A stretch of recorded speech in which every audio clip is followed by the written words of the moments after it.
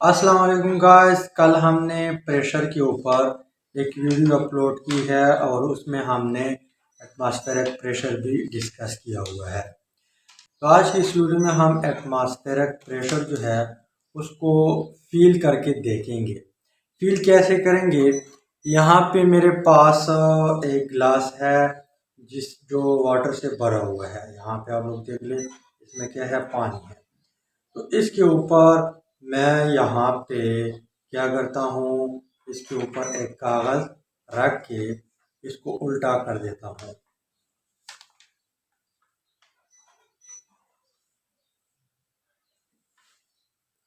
अब उल्टा किया, उल्टा करने के बाद मैं इसको छोड़ता हूँ तो ये पानी नीचे नहीं जाता।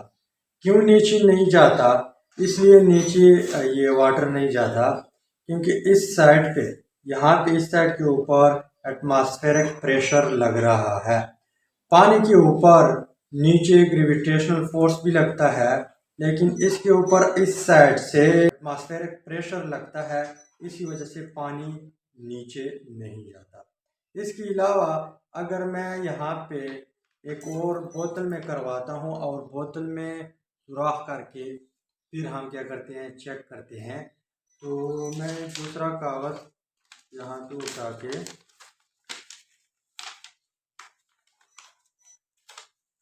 ये उठाया। इसके अलावा यहाँ पे ये है बोतल। तो ये बोतल है मेरे पास, ये कागज़ है, इसके ऊपर मैं वही खेल करता हूँ। लेकिन यहाँ पे मेरे पास सुई भी है। इस सुई की मदद से मैं यहाँ पे क्या करूँगा, इसमें सुराख करूँगा।